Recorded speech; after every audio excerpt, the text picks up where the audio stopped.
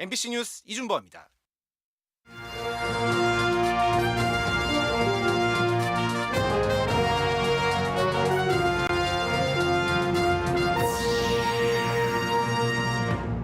코로나도 견뎌냈던 착한 가격 업소들이 고물가 고금리에 줄줄이 무너지고 있습니다. 소비자 물가지수도 계속 오르고 있습니다.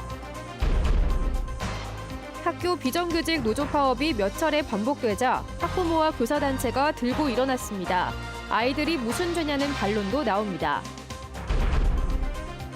몇 차례 추가 모집에도 불구하고 올해도 대학들의 신입생 미달 사태가 이어졌습니다.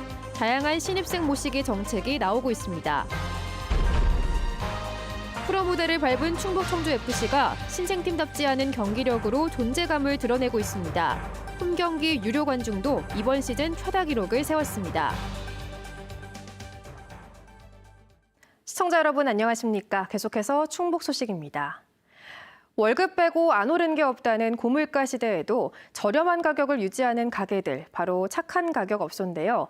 그런데 최근 고물가 상황에서 공공요금까지 줄줄이 오르면서 서민 경제의 버팀목 역할을 해온 착한 가격 업소들이 무너지고 있습니다.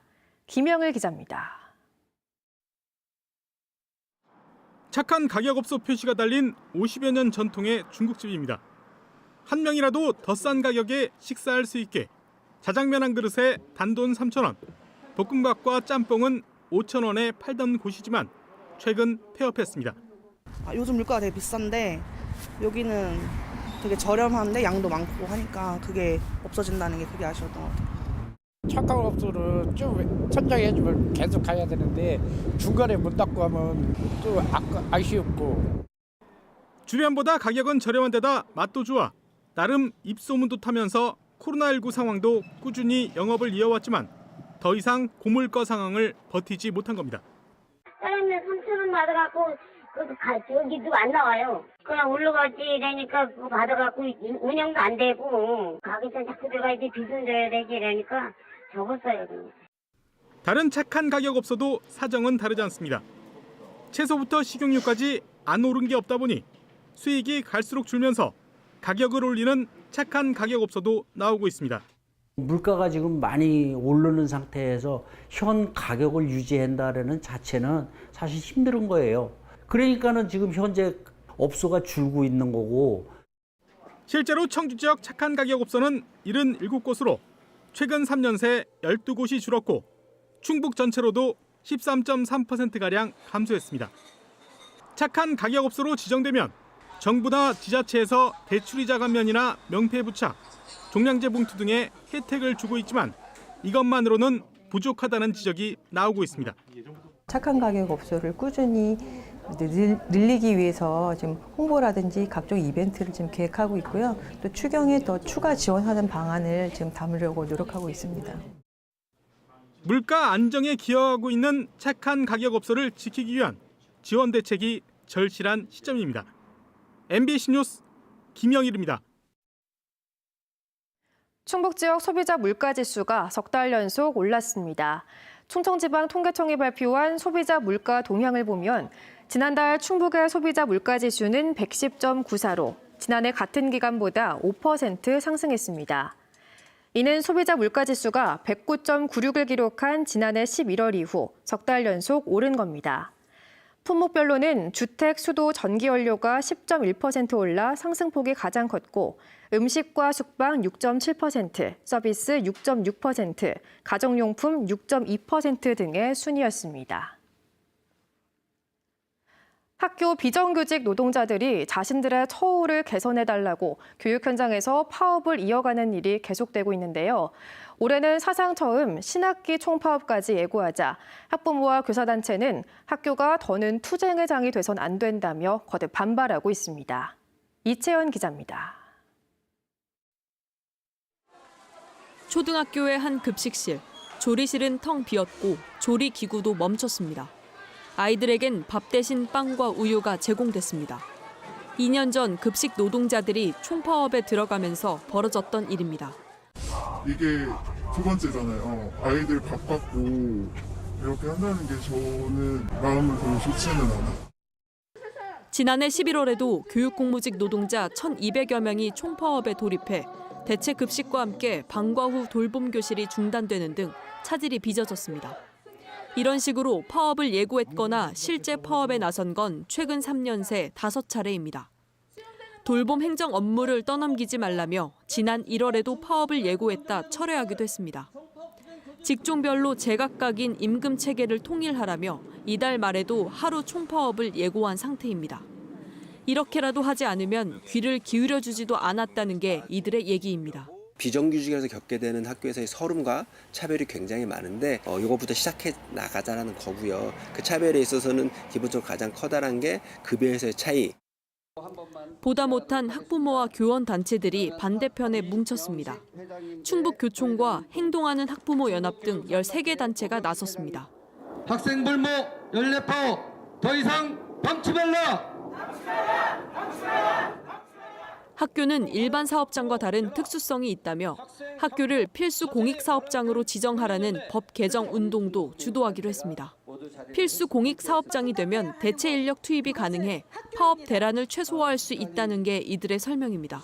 결국은 피해는 자녀를 둔 학부모님들한테뿐만 아니라 직접적으로는 학생들한테 피해가 가니.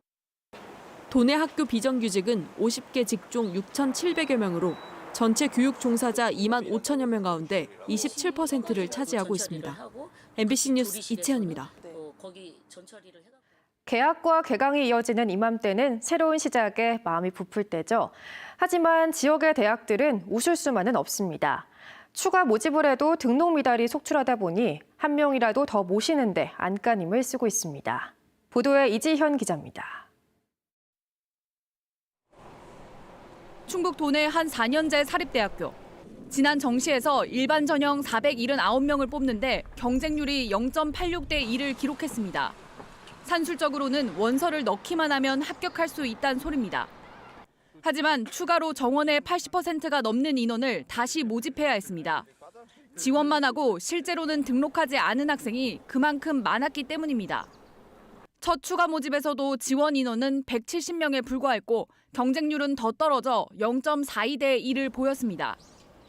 입상 초안이 다 끝났는데 이제 제가 무슨 얘기를 하겠어요. 매우 저조해서 발표하기가 좀 어렵겠습니다. 대규모 미달 사태를 겪는 건 이곳만이 아닙니다. 충북도 내 4년제 대학교 4곳 가운데 한 곳은 수백 명을 다시 뽑았습니다. 문제는 추가 모집을 해도 정원 채우기가 쉽지 않다는 겁니다. 추가 모집에도 줄줄이 미달하거나 실제로 등록하지 않다 보니 2차, 3차를 넘어 추추가 모집을 하는 곳도 있습니다. 그렇게 해도 최종 등록률이 80%를 넘기지 못하기도 합니다. 또 단 한 곳을 제외하곤 충북대학교 등 지역 거점 대학을 비롯해 도내 모든 대학 등록률이 100%를 채우지 못했습니다. 학교가 제대로 결정이 못 됐거나 진학을 못한 친구들을 이렇게 유입하기 위해서는 계속해서 추가 모집을 진행했던 상황들이죠. 신입생 충원율은 재원과 교육부 지원 등 대학 운영을 유지하는 핵심 요소. 그러다 보니 학생 모시기에 색다른 아이디어까지 나오고 있습니다. 제천의 한 대학교는 학생 부담을 줄이기 위해 학식 한 끼니당 1,000원을 돌려주기로 하고 자율 배식존과 샐러드바까지 만들었습니다. 등록금을 내리고 장학금을 확대하고 선호 학과를 신설하는 데 그치지 않고 학생 마음 끌기에 나선 겁니다. 신입생 충원이 중요한 것은 대학의 재정 확보뿐만 아니라 학과별로 학생 교육을 꾸준하고 차질 없이 진행할 수 있다는 의미이기도 합니다. 우리 대학을 선택할 수 있도록 10년 전보다 200만 명 넘게 줄어든 학령 인구는 앞으로도 꾸준히 내림세를 보일 전망. 지방이라는 지리적 약점까지 극복해야 하는 지역 대학 생존 전략이 절실해지고 있습니다. MBC 뉴스 이지연입니다. 충청권 4개 시도지사가 청남대에서 대청호 수질 보호와 규제 완화를 촉구하는 공동 성명서를 발표했습니다. 김영환 충북지사를 비롯한 4개 시도지사는 대청호 수질 보호를 위해 함께 노력하고 불필요한 규제 완화를 위해 공동 대응하겠다고 밝혔습니다. 또 충북도민 동의를 얻어 청남대를 충청권 영빈관으로 활용하고 충북뿐 아니라 충청권 모든 주민들에게 청남대 입장료 할인 혜택을 주기로 했습니다. 김영환 지사는 4개 시도가 공동으로 청남대를 활용하게 하고 학예대학 경기대회 공동 영빈 행사장으로 사용하겠다고 밝혔습니다. 정부가 상반기 중 국가첨단전략산업 특화단지 지정을 예고한 가운데 비수도권 시민단체가 비수도권 우선 고려를 공동 촉구하고 나섰습니다. 균형 발전을 촉구하는 강원, 영남, 호남, 제주, 충청권 시민단체는 성명을 통해 기반 인프라와 전문 인력 확보 여부 등 경쟁력 위주의 현행 평가 항목은 수도권에만 절대 유리한 조건이라며 이같이 주장했습니다. 또 특화단지 지정의 근거가 되는 국가첨단산업특별법에서는 비수도권을 우선 고려하라는 조항이 지난해 말 개정 과정에서 빠졌다며 균형 발전을 평가 항목에 추가하라고 촉구했습니다. 충북을 연고로 한 프로축구팀 충북 청주FC가 신생팀답지 않은 강렬한 인상으로 K리그에 등장했습니다. 광역자치단체 가운데 유일하게 프로구단이 없던 충북도민들도 뜨거운 응원으로 힘을 보태고 있습니다. 이승준 기자가 보도합니다.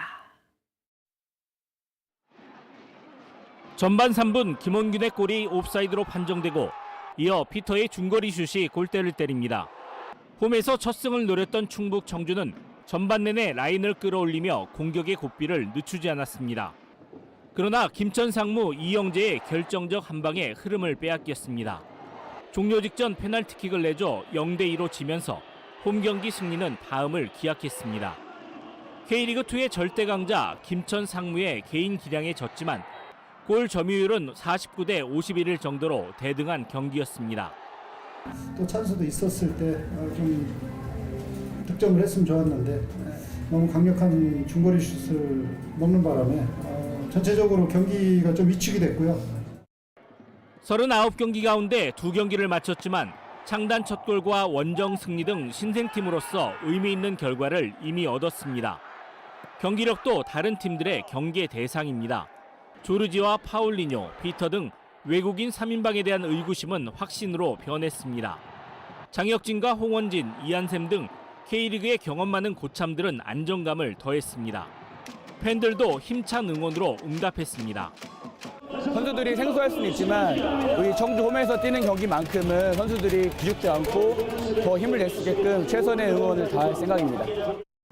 지난 4일 홈 경기 유료 관중은 7,035명으로 이번 시즌 K리그2의 기록을 세웠습니다.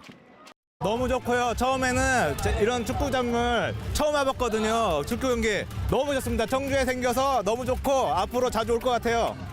수십 년 동안 기다렸던 팬에게 승패보다 중요한 건 나의 팀이 존재한다는 것입니다.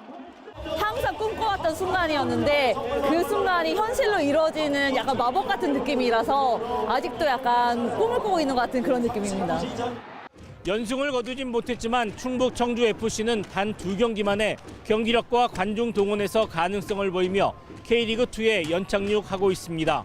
MBC 뉴스 이승준입니다. 쓰레기 소각으로 인한 임야 화재가 잇따랐습니다. 오늘 오후 4시 10분쯤 청주시 오창읍의 한 야산에서 불이 나 0.3헥타르를 태우고 30여 분 만에 진화됐습니다. 앞서 낮 2시 반쯤에는 청주시 장암동의 한 밭에서 불이 나 창고 등 100제곱미터를 태우고 40여 분 만에 진화됐습니다. 산림당국은 두 화재 모두 쓰레기 소각 때문인 것으로 보고 관련자를 추적하거나 조사 중입니다. 신임 경찰 교육기관인 중앙경찰학교에서 교육생이 집단 괴롭힘 피해를 호소해 학교 측이 조사에 나섰습니다. 중앙경찰학교는 집단 괴롭힘을 호소하는 한 교육생의 문제 제기에 따라 가해자로 지목된 교육생들을 즉각 분리 조치하고 사실관계를 조사 중이라고 밝혔습니다. 문제가 드러나면 교칙심의위원회를 열어 상응하는 처분도 검토하기로 했습니다. 해당 교육생은 최근 온라인 카페에도 강의실 조리돌림 등 피해를 호소하는 글을 게시했습니다.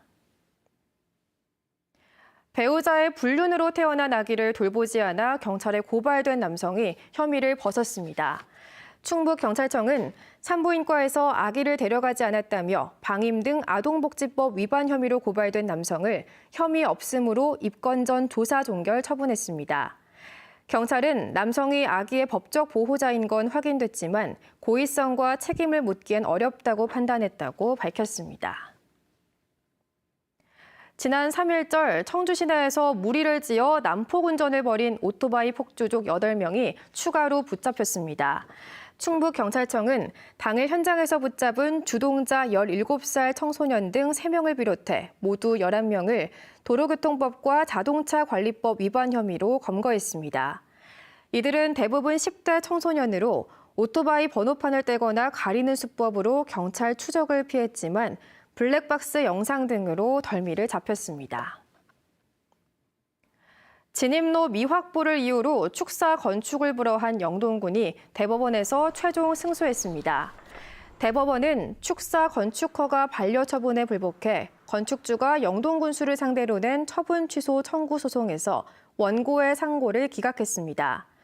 앞서 원고인 건축주는 2018년 영동군 용산면에 1000여제곱미터 규모의 축사와 퇴비사 건축허가를 신청했다가 진입로 미확보를 이유로 반려되자 영동군을 상대로 행정심판과 행정소송을 잇따라 제기했습니다. 최근 단양 소백산 국립공원을 중심으로 아프리카 돼지열병 ASF에 감염된 야생 멧돼지 사체가 잇따라 발견되고 있습니다. 지난달 17일부터 보름 동안 단양군 대강면 소백산 국립공원 안에서 발견된 ASF 감염 사체는 모두 16건으로 이 기간 충북 전역에서 발견된 ASF 감염 사체의 80%가 이 특정 구역에 몰렸습니다. 충북에서 ASF에 감염된 야생 멧돼지 발견은 2021년 11월 19일 이후 현재까지 5개 시군에서 337건입니다.